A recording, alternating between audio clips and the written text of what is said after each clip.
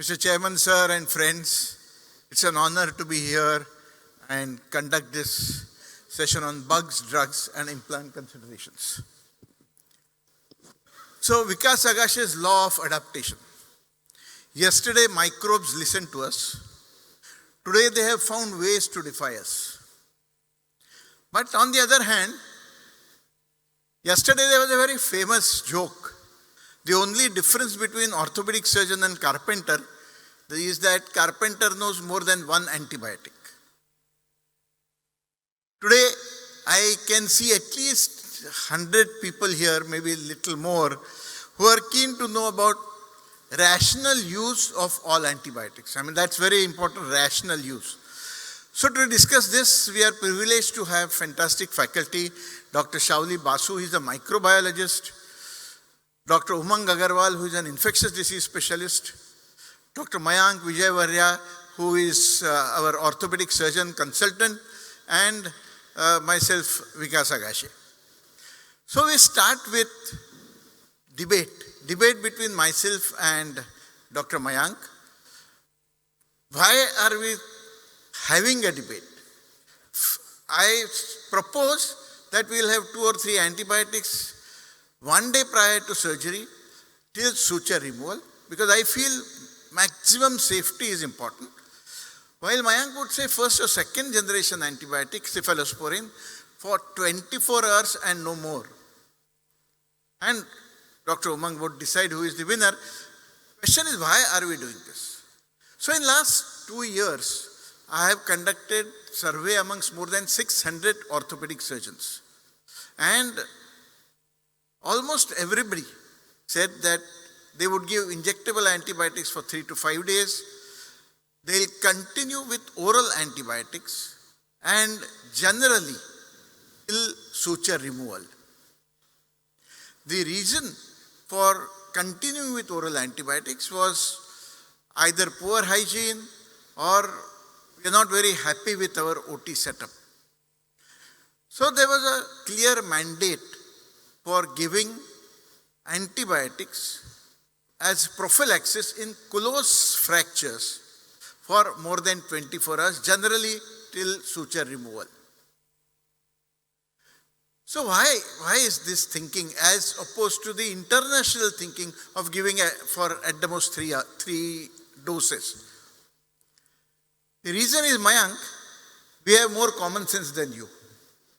Because this is an insurance against infection. And you would not like have your premium of 400 rupees, correct? You will have your insurance which the best you can have. Money is no consideration. So why not have 2 of best antibiotics? The reason is, what is the cause of this orthopedic infections or infection after closed fractures? It is commonly through the skin bacteria, that is Staph aureus, or gram-negative bacteria, that is through Staph aureus, inappropriate OT problems.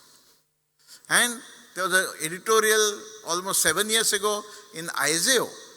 They say that our world is different. In our country, theatre conditions are not good. Patient population is not very good. So unless we have large studies, we cannot decide what is to be done. And this was a large study published after another 4 years from AIMS. And they said that out of these 92 positive isolates, 61% were gram-negative. So Mayank, you still want to continue with only gram-positive coverage? So my idea would be, I'll kill all these bugs before even they enter the body. So one previous night, I'll give this antibiotic cocktail. So whatever little antibacteria enter, I'll keep giving medicines, I'll keep giving antibiotics till there is nothing. There are no bacteria. So I'm sure Dr. Mayank would say this will lead to antibiotic resistance globally. Yes, maybe, but think global, act local. I'm more concerned about my own patients. So in my opinion, total 3 doses of first or second generation cephalosporin is nothing but imported vichardhara in a desi mahol. So Friends, there is a clear mandate for longer antibiotics. Common sense tells us that we should have better insurance. And lastly, good publications in ISAO. All they say that probably we are different. Stage is yours, Mike.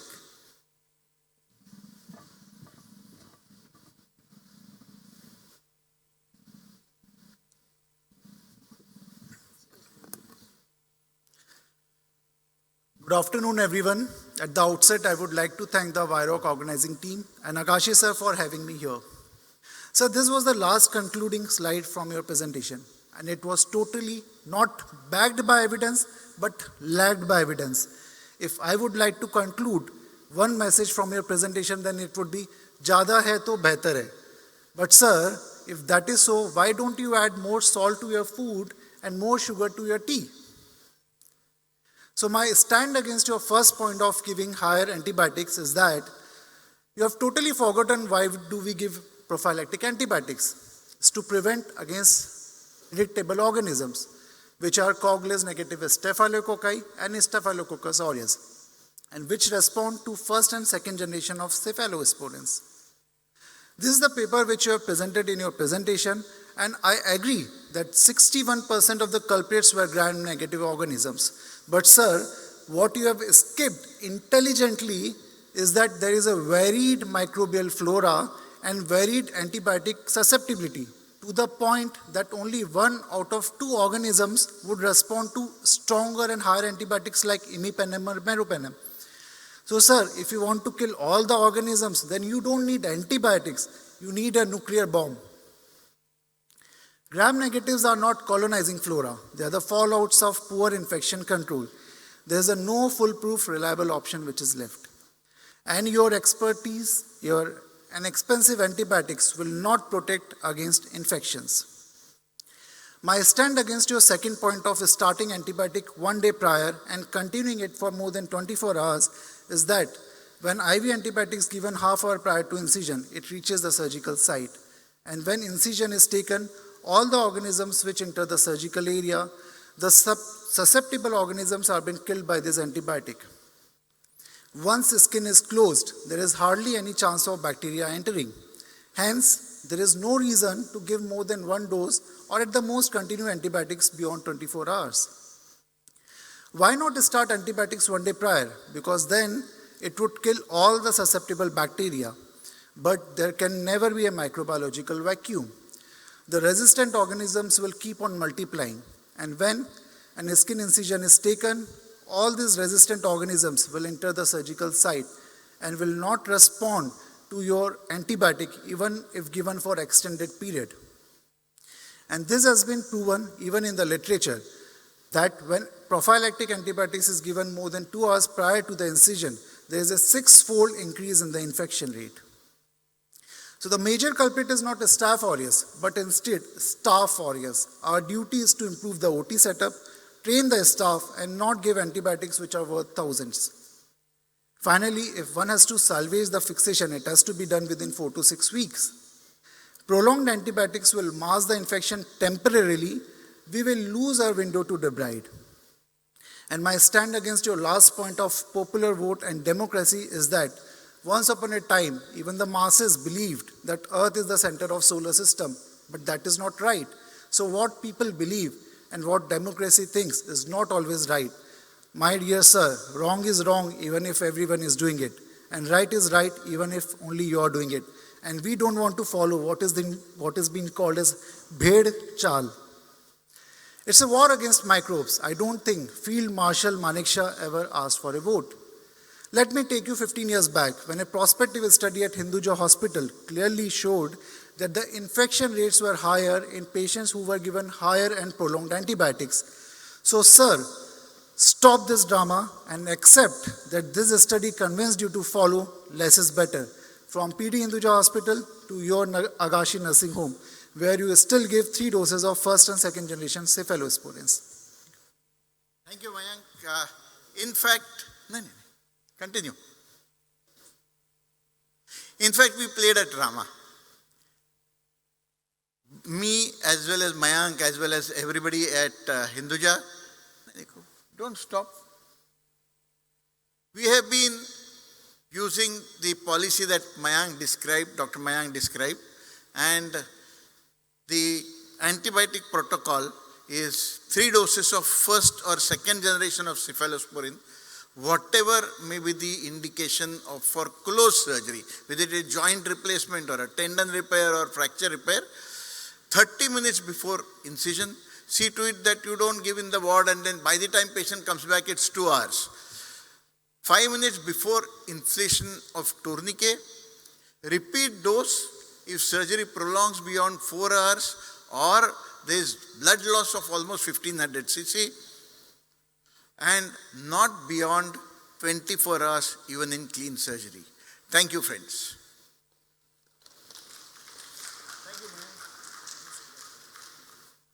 Dr. Mayank has to leave. Thank you very much, Dr. Mayank. Thank you. He has to go to the other hall. My next presentation, please. Now we are going to have an interactive session with Dr. Shaoli and Dr. Umang Agrawal, and related to bugs and drugs and implants. First and foremost, there will be some culture reports which are altered for educational purposes, and we do not promote any brand. Whatever photographs we are showing is only for representative purposes. So that's our flow. So I start with a case. Middle-aged person, diabetic, had a fractured distal femur somewhere else, and he presented at 10 weeks for second opinion. Tracing history, there was a discharge from surgical site at 2 weeks. He was treated with empirical antibiotics. Unfortunately, the discharge persisted. The primary surgeon explored at 4 weeks, debrided, and he decided to retain the implant or plate, and he started him on Zephyr Turbo. This was a culture report which was methicillin sensitive Staphylococcus aureus. And at 10 weeks he presented to us. He had minimal swelling, no pain, movements were almost full, he was walking reasonably well, and CBCSR, CRP were normal. So when we assessed, he had a duration of infection 2 weeks, so early infection, reduction was stable by docking, implant position was not ideal, but yes, acceptable, stability was good, bug was oral option available, and he had a good soft tissue cover. So all that, we decided that we will not explore nor take out the implant, and he had an uneventful healing at 9 months. Question is, what do we do at this time? Do we take out the implant because he has had infection once? Obviously, nobody wants to do that. Now, 2 years after surgery, he presented with obvious infection, severe knee pain, effusion, warmth, raised markers. Mars MRI was done, which showed effusion and distal femoral osteomyelitis, as you can see here. So obviously now the fracture is healed, he has obvious infection, we decided to take out the plate. So we excised the scar, necrotic tissue, and you can see there is a significant infection underneath the plate. So as we started removing that slimy layer and excised the granulation tissue, we realized that the distal portion of the plate, there was a big khadda there.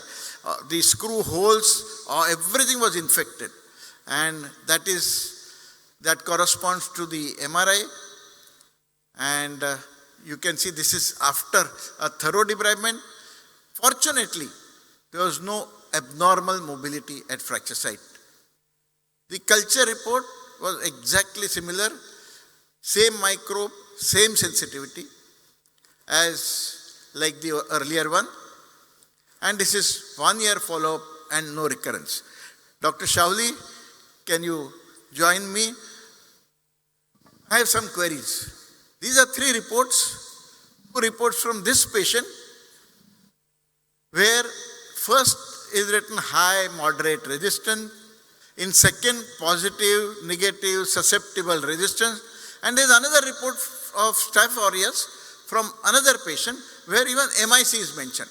So I am thoroughly confused with that, and I would also tell you that we as orthopedic surgeons really get upset when we read these terms: beta-lactamase positive, cefoxitin screen positive, benzene penicillin resistance, oxacillin resistance. There is no mention of methicillin, and then you say it is methicillin resistance.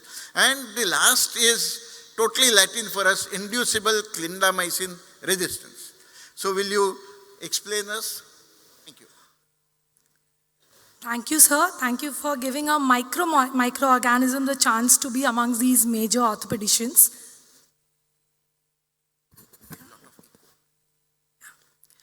So, coming to high, moderate, and resistant, probably they mean that it is highly resistant or intermediate resistant. That's what the report probably suggests, but currently that's not the recommended method of interpretation. So, international guidelines recommend that we put it as susceptible, intermediate, or susceptible dose-dependent, or resistant.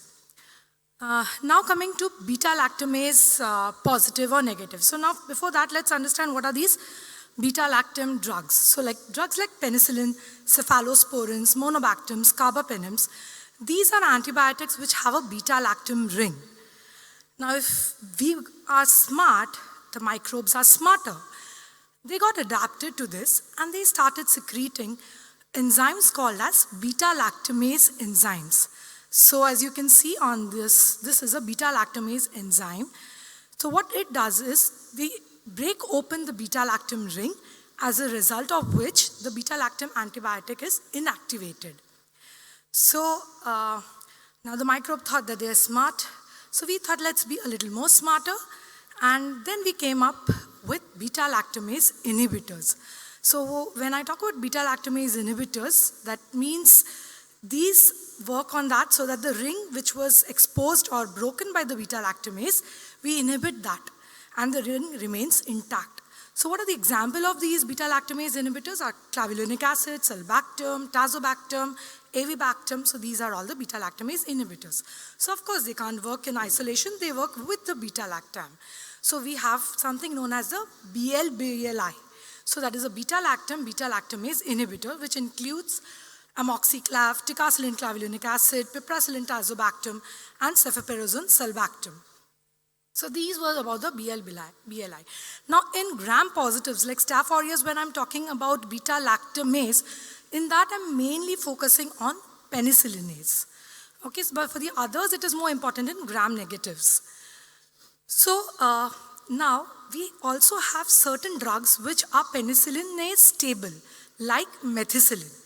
Okay, so when we are talking about an MSSA, so even if beta-lactamase is positive, benzyl penicillin will not work, but the penicillinase stable ones like cloxacillin, oxacillin, these could work. Okay, so hence MSSA. Now, what is MRSA? MRSA, here the ring is not hampered, but the site at which the drug gets attached to, that is affected, that is altered. Hence, the drugs are not able to act. Okay, so that is MRSA. But as you said, so we are talking about methicillin resistant or methicillin susceptible, but we are not mentioning that on the report. So an analog of methicillin is oxacillin. And oxacillin is much more stable drug as compared to methicillin, and hence we use oxacillin. So if it is oxacillin resistant, that means it is going to be an MRSA. Now why are we still continuing with MRSA and not using ORSA? Because history is important, right? So it was always known as MRSA, so it's continued to be MRSA. So when I say it's MRSA, it means it's resistant not only to penicillins, but also to the beta-lactam inhibitors, the cephalosporins, and the carbapenems. Now then came about cefoxitin screen. So what happens, many a times we have a heterogeneous populations, that's a mixed population of MSSA and MRSA. So apparently, it looks that it's all MSSA. Now cefoxitin is an inducer of MEK-A, which is the gene responsible for that altered site, because of which it becomes MRSA. So what happens, because of cefoxitin, it induces that when we give cefoxitin, and in this heterogeneous population, the MRSA gets exposed. So if we use cefoxitin, the chances of missing an MRSA is much less, and hence when we give it as cefoxitin screen positive or oxacillin resistant, that means it is an MRSA. Now coming to the next point, you asked about inducible clindamycin resistance, or the D test that we do. So it's something like a cloak that clindamycin wears, and when we remove the cloak, the true demon is actually exposed. So what happens? अभी ये don को पकड़ना मुश्किल ज़रूर है, पर नामुमकिन नहीं. So what can we do? So what happens? In vitro, clindamycin may appear susceptible. But when if the patient has an inducible clindamycin resistance, many a times it happens that on prolonged usage of clindamycin, it doesn't work anymore in vivo. That's because of the presence of this inducible clindamycin resistance, the gene. So how do we do that? So to catch this don, we take the help of his friend erythromycin. So here you can see this is the erythromycin disc, and this is the clindamycin disc. If we place erythromycin and clindamycin in close proximity, then what happens is, see, you can see this side, this nice inhibition of zone, and we get a big, good zone of inhibition. But this side, where the erythromycin is present, this clindamycin resistance gets induced, and that's why you get this straight line. So we call it as a D test because it looks like a D. So the bacterial growth, you can see, will continue on the side of erythromycin, but the other side, it is inhibited. So this is a D test positive, or clindamycin resistance is seen. So in such patients, we should not use clindamycin. Now, even automated methods like Vitek, they also give this report as inducible clindamycin resistance positive or negative. Now, if you see these two reports, you can see now clindamycin MIC here is 0.25, and even on the next one, it is 0.25. But on this I've reported as susceptible, and on this it is reported as resistant. The reason being the inducible clindamycin resistance. Now in this report, inducible clindamycin resistance is negative, so you can, and plus the clindamycin MICs are in the susceptible zone, so you can give clindamycin. However, if it is ICR positive or inducible clindamycin resistance positive, in that case, even though the MICs are quite low, still in the vivo it will not work, and hence it is reported as resistant. Now coming to the most difficult part, that's the MICs. It really took me a long time to understand. Now I have to explain it in another couple of minutes, so I'll try that. So MIC is basically the lowest concentration of an antimicrobial agent that will inhibit the visible growth of microorganisms. So that is the MIC which has been given. But just giving you those MICs may not help, so we use breakpoints which are given by international bodies like CLSI and UCAST, on basis of which we determine what does that MIC mean. What you finally want is whether it is susceptible, it is intermediate, or it is resistant. So now if I show you this, now this is drug A, B, C with the respective MICs. Apparently, the lowest MIC seems to be which one? Anybody? B. So maybe drug B would be the best choice. But is that the right way forward? So no, actually we have to look for the efficacy ratio. Efficacy ratio is basically the ratio between the susceptible MIC breakpoint, which is given by the international bodies, and the MIC of that particular bug to that antibiotic. So if the efficacy ratio is less than 1, it is considered to be resistant, and efficacy ratio of more than 1 is considered susceptible, and we can use. So more the efficacy ratio, better would be the choice. Now let us see. Now if I give you the susceptible breakpoints, you can see for drug B, the susceptible breakpoint is 0.5, which is actually lower than what the MIC we have got. And for the drug C, the MIC susceptible breakpoint is 8, which is much higher than what our MIC is. So now if I go to the efficacy ratio, apparently B was actually better when I see the MICs, but the true picture is that drug C is best because that has the highest efficacy ratio. I hope I'm able to explain some part of it. Thank you. Over to you. But normally, here, Dr. Vikas. Sorry. Here, from the dais. Anup here. So I have a question. No? So normally when we get the report, we don't see the efficacy ratio in the reports. We just get to see MIC written susceptible or not. So is there any standard recommendation by Indian pathologists and microbiologists that these efficacy ratios should also be given? Because we are fooled by these just MIC and few of the words. Correct, sir. Agreed. So basically we follow CLSI guidelines and some follow UCAST guidelines, which is CLSI is by the US and UCAST is by the European Society. Of course, we determine all of that based on CLSI, and we give you, to make things simpler for you all, we just give it to you as susceptible or resistant or intermediate.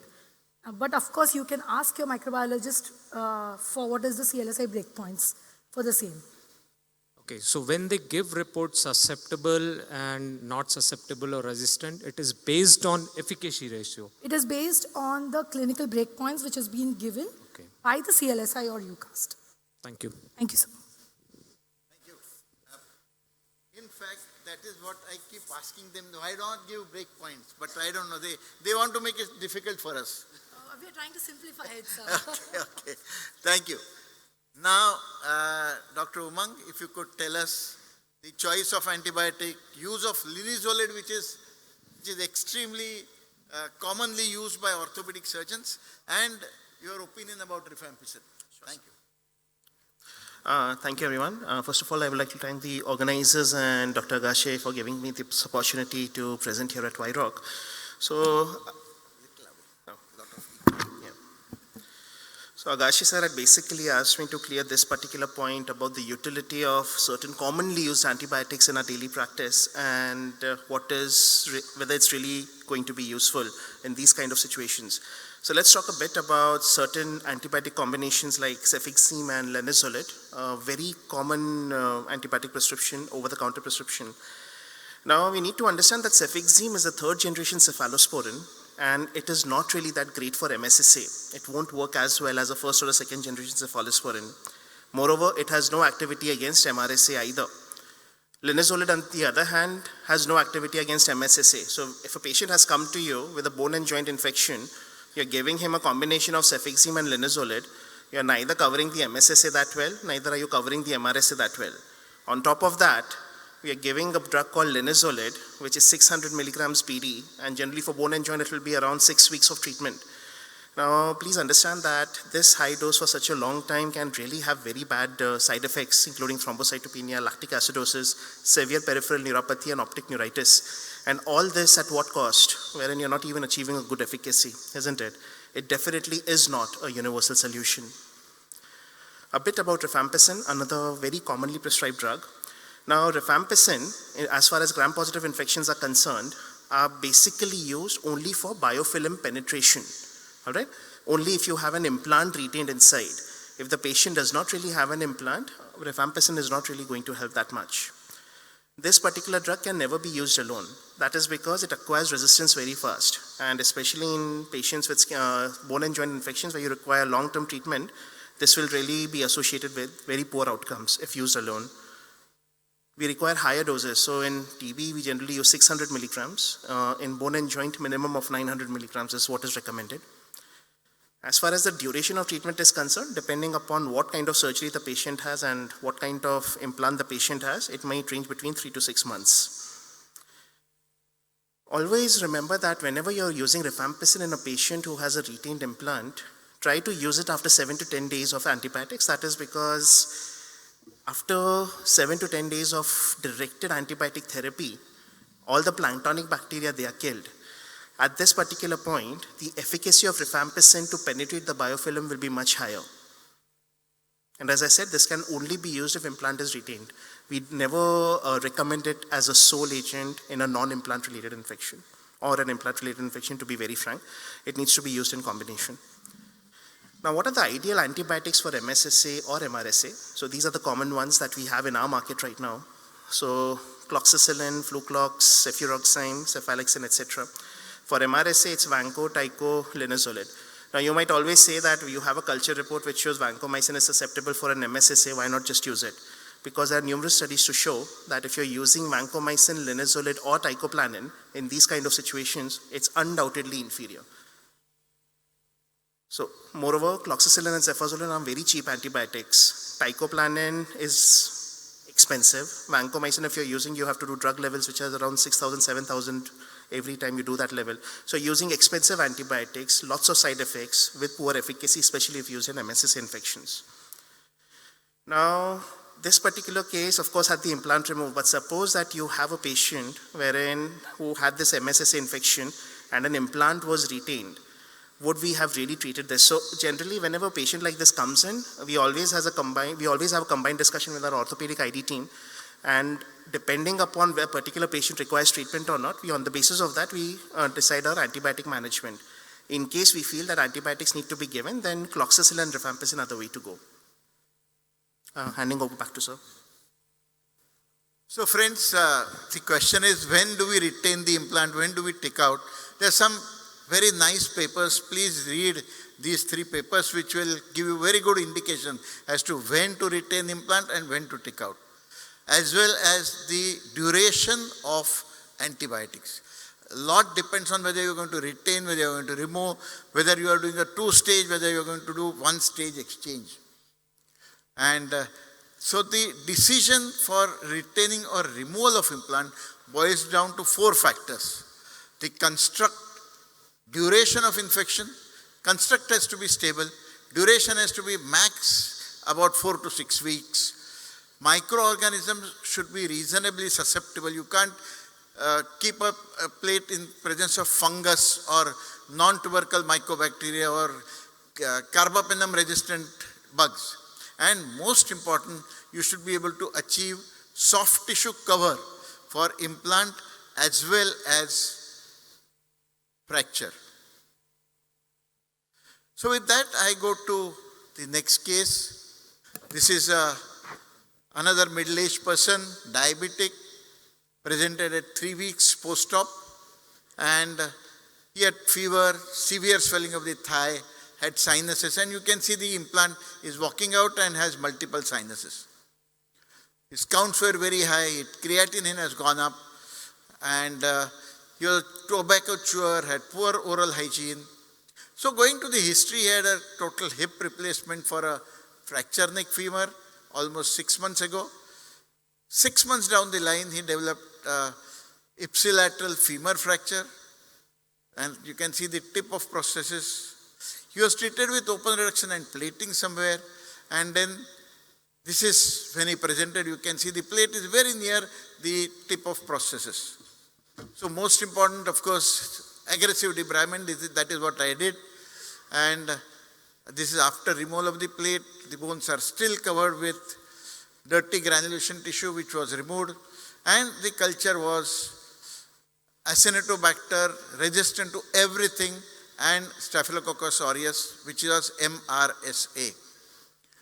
So the problems are diabetes, tobacco chewer, significant infection, very poor sensitivity, avascular bone ends, large butterfly fragment, and THR stem, which was very near future pin, wire or screw, whatever. So question is, what do we do? This was a paper which we had published last year for carbapenem resistant osteoarticular infections, and one thing, this was a study of almost 20 years, and one thing we realized that you have to compromise in these patients. You have to make some compromises, have external fixator over internal fixation, achieve bone-to-bone stability by docking the shaped bones, minimal time in external fixator. You may compromise on length, but what is important, don't keep it distracted. Take out the non-union machine as early as possible. So this is exactly what we did. We shoved in the proximal end into distal end. That itself made it extremely stable, as you can see here. We put a fixator. At 4 weeks, we could take out the fixator. This is decent callus at 6 weeks. By 8 weeks, we could mobilize him non-weight bearing. This is consolidated at 8 months. This is at 18 months, pretty good range of movement and extremely happy and happy patient and surgeon. So Dr. Shaoli, can you just tell us basics of difference between gram-positive and gram-negative bugs? Thank you, sir. This is actually all about microbiology. What is gram-positive, what is gram-negative? Okay, so you can see this is just a pictorial presentation of how gram-positive wall and gram-negative wall looks, and you can see that it is definitely way different.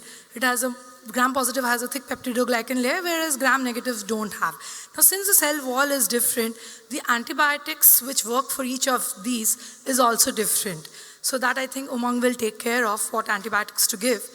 What is important here is that gram-positive bacteria, they are present on the skin majorly, which we take care of during the surgical prophylaxis. And resistance in gram-positive, that's majorly a concern of the West and not so much for us. Now coming to gram-negative bacteria, these infections are mainly due to translocation from other sites, or it could also be nosocomial infections. And multi-drug resistant bugs in gram-negative, it's a huge problem in our setting in Indian subcontinent, and hence I would always request, please send for cultures and don't start empirical antibiotics by themselves. And even if you start, of course, empirical, but please modify your treatment as per the culture susceptibility report. Thank you. Over to you, Umang. Thank you very much. Shaoli, Dr. Umang, can you tell us a bit about antibiotics for gram-negative infections and the antimicrobial resistance of gram-negative? Thank you, sir. So I'll first be going through the antimicrobial resistance spectrum. Let's start with the gram-negatives. So this is a common report that you will see. I'm just going to talk about Klebsiella for now. This is a bug which is susceptible to all antibiotics. This is a pan-susceptible Klebsiella, and we are quite happy you have lots of treatment options. Now what happens? This is what happens. This particular bug is now resistant to ampicillin, cefuroxime, ceftazidime, so third generation cephalosporins, as well as astronam, but it is susceptible to piperacillin, tazobactam, and cefoperazone sulbactam, that is beta-lactam with beta-lactamase inhibitors. This is called ESBL, that is extended spectrum beta-lactamases, wherein we can try to give piperacillin, tazobactam, cefoperazone sulbactam, etc. Now the levels of resistance are increasing. Now the same bug, you don't have this option of piperacillin, tazobactam, or cefoperazone sulbactam. This is known as an ESBL plus bug. In this particular case, the only options that we have are carbapenems. So we are kind of going towards deep shit. And now the most dreaded complication of all, even the carbapenems are gone. We hardly have any treatment options here. So we need to consider combination treatment with colistin, tigecycline, etc. And this is where we come into play. So most of the references that come to us are at this particular point. These are the drugs that we generally use quite commonly. So these are the levels of gram-negative resistance that we need to know. Another important point about colistin, so I'm sure that you must have faced these kind of situations at your place as well, wherein the bug is only susceptible to colistin or intermediate to colistin. And many of the prescriptions that we have seen is where the physicians or the orthopedic surgeons are using colistin as a monotherapy. Now we need to understand that if you're giving full dose of colistin to a patient for a bone and joint infection, only 5% will reach the bone. You gave a patient 100% of colistin, 80% goes in urine. In the blood, it's just 20% that's left. Out of that 20%, only 25% goes to the bones. So effectively, it's just 5% of colistin reaching your particular bone, which is really inadequate. And that is why colistin monotherapy for bone and joint infections is never recommended. Another thing, there are certain bugs which, so sometimes if you have negative cultures, patient has been on multiple antibiotics, the general tendency is to go towards colistin.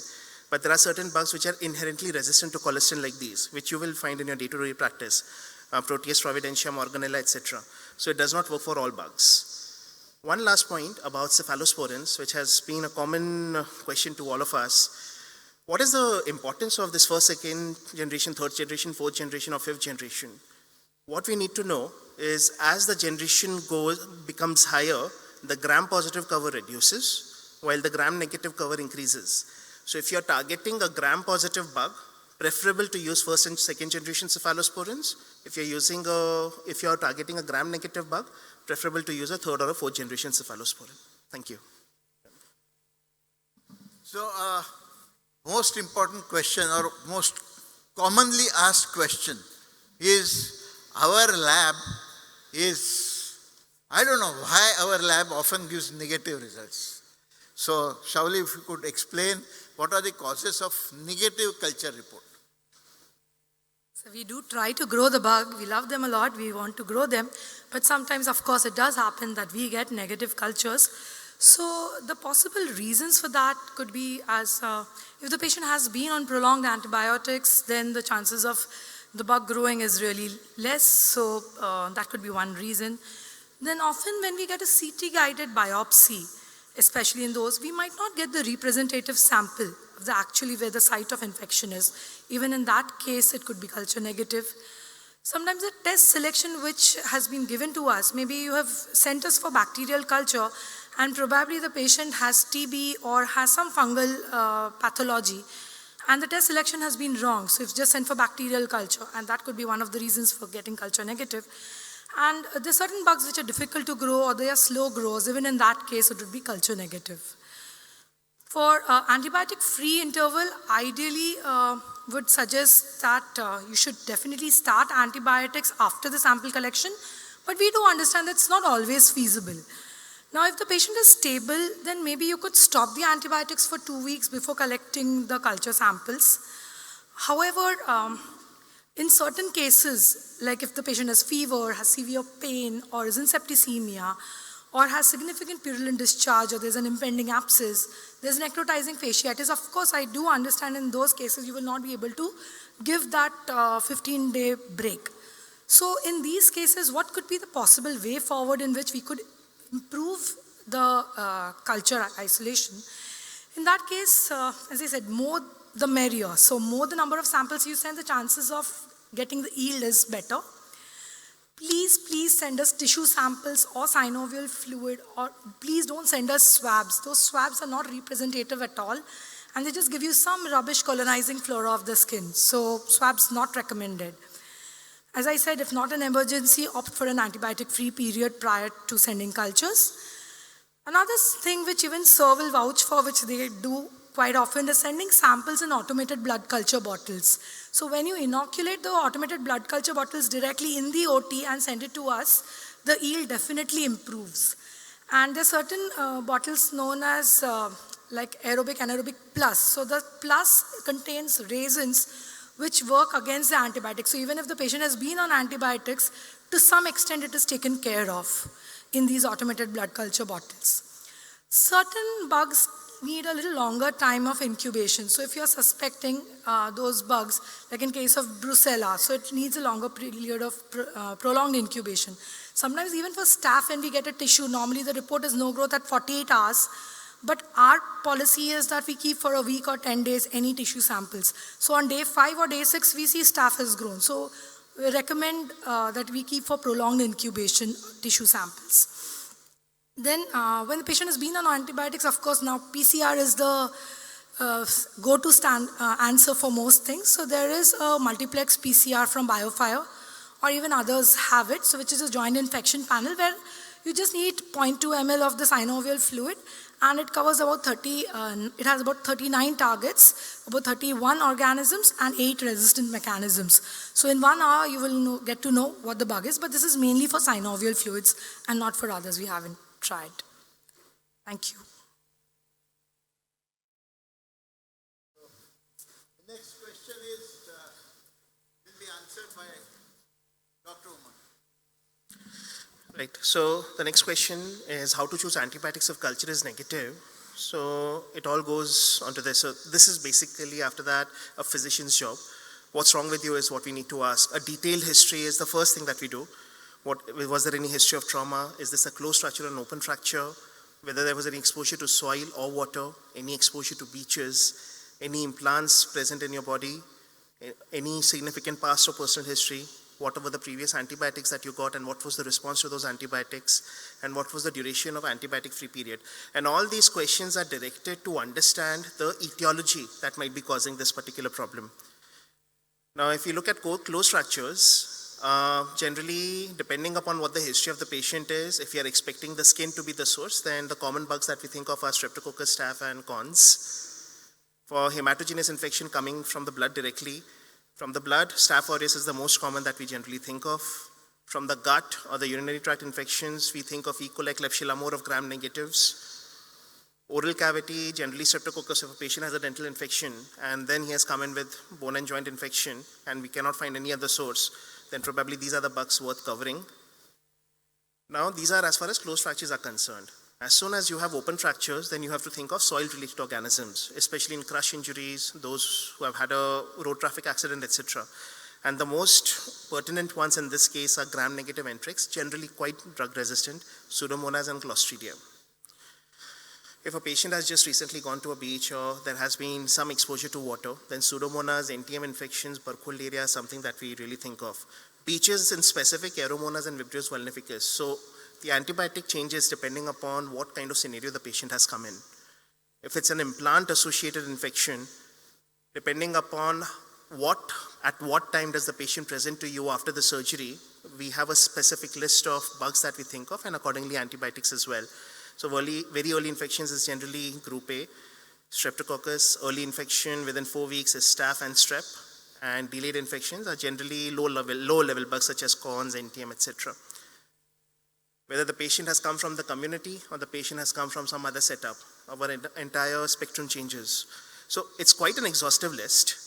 Now I understand that as orthopedic surgeons, your main job is to operate. So we are very happy to assist you.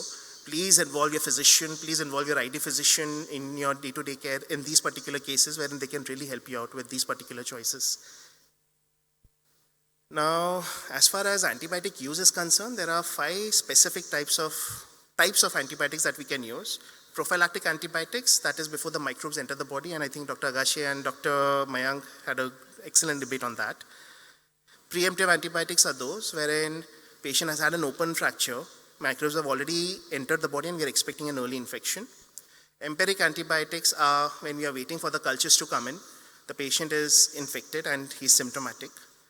Once the cultures come positive, then you give targeted antibiotics. If the cultures are negative, then you continue with empiric antibiotics. And in places where you have retained an implant, then in those particular cases, chronic suppressive therapy. Thank you. Thank you, Umang. So essentially, this is a very nice flowchart I picked up from 2018 paper. Has the fracture healed? If it has, then debride and remove the implant, antibiotics for 6 weeks. If fracture has not united and it's early infection, if the implant is stable, good reduction and primary closure possible, then debride, retain the implant, continue antibiotics for 12 weeks. If answer to this is no, then do a 2-stage exchange. First step is removal of implant and temporary stabilization. Second, continue antibiotics for 6 weeks. Second step is re-osteosynthesis and antibiotics for 6 weeks. If it is late infection, more than 10 weeks, then what are you planning to do? Are you planning to suppress the infection or are you planning to eradicate the infection? If you want to eradicate the infection, if you have bad soft tissues, if you have difficult to treat organisms, if the answer to that is yes, then do a 2-stage exchange. If the answer to that is no, then do a 1-stage exchange. On the other hand, if you think that things are stable and you would like to just suppress infection till fracture heals, then do a debridement, but continue antibiotics till fracture heals. So it would be long-term suppressive antibiotics. So friends, it's essentially a multidisciplinary force that will help you in management of infection. To end, friends, these 10 things you have to remember. Thank you very much. May I ask Dr. Parag to... Dr. Parag will be telling us about a new antibiotic that is developed indigenously by WOCAD. This is up and down, no?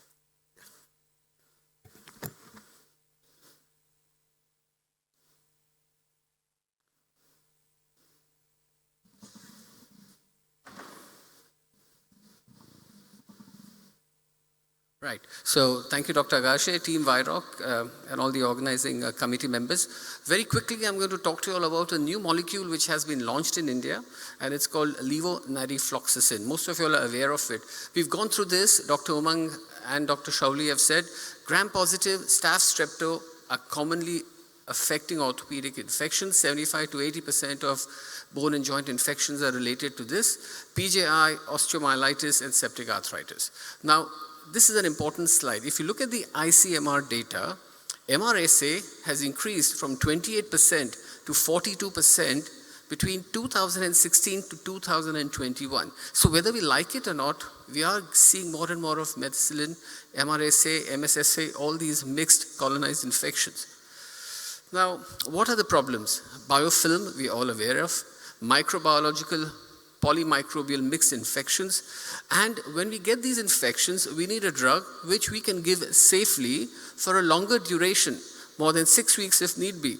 Dr. Umang said clearly linezolid causes thrombocytopenia, optic neuritis, etc. So all these drugs have got some secondary side effects.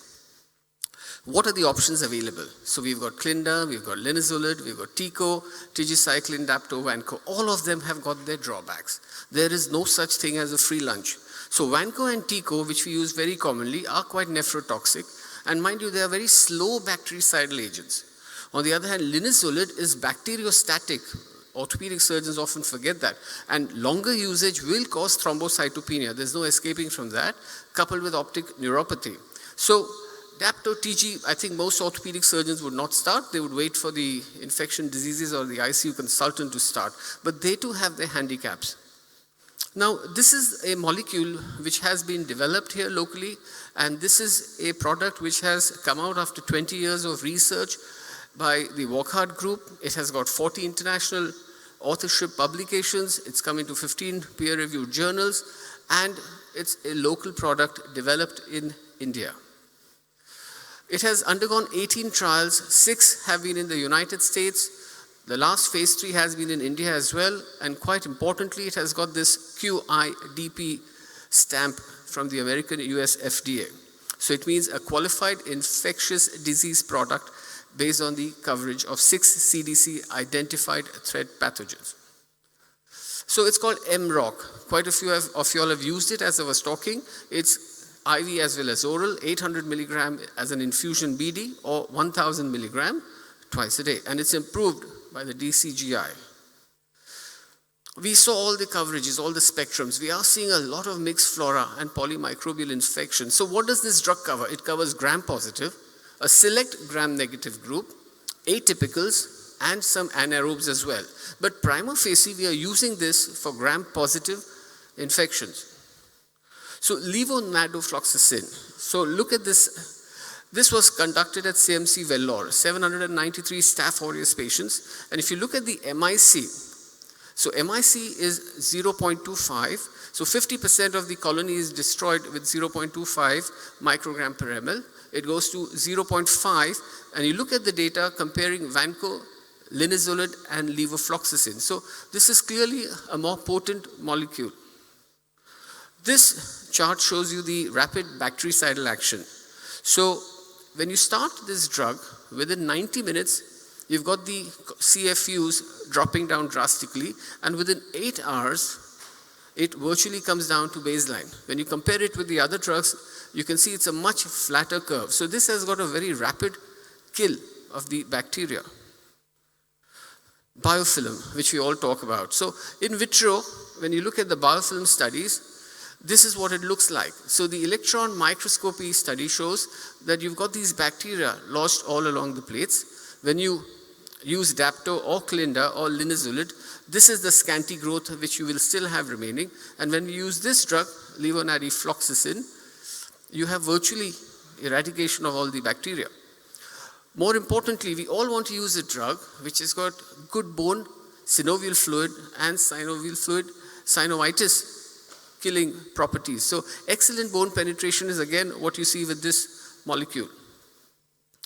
And most importantly, it has a high safety profile. So it has been used in more than 2,600 clinical subjects. Greater than 35,000 patients have been used across the country. It has not shown any cardiac toxicity, no nephrotoxicity, no thrombocytopenia, which we see with linezolid, and it has got no drug-drug interaction. So this can be used very safely, even up to 41 days continuously if need be. A real-world study, it showed that in 92 patients, at 14 days post-starting, 90% cure rates are seen. And if you have to extend the study up to 28 days, you've got virtual 100% reduction in the bacterial count. So this can be safely extended, and it has a high cure rate. And finally, the advantages. If you look at this chart, this drug is broad spectrum, it's bactericidal, it has a potent biofilm penetration, no thrombocytopenia, and it enhances its activity because of its molecular structure, even in an acidic environment, which means if you have a pussy wound as well, this will penetrate. So this is clearly superior to what is available. So take-home message, it is a locally, indigenously developed product. It is available in IV and oral, so when you want to stop IV and convert to oral, the bioavailability is not lost. It treats all MDR gram-positive infections, including MRSA, MSSA, VRI, so vancomycin resistant, with a broad spectrum coverage, and it has an excellent safety profile. Thank you. Thank you very much, Parag, for an excellent talk on possibly a great weapon in our armamentarium. I take this opportunity to thank Dr. Shaoli, Dr. Umang Agrawal, and Dr. Parag Munshi. Thank you very much, friends.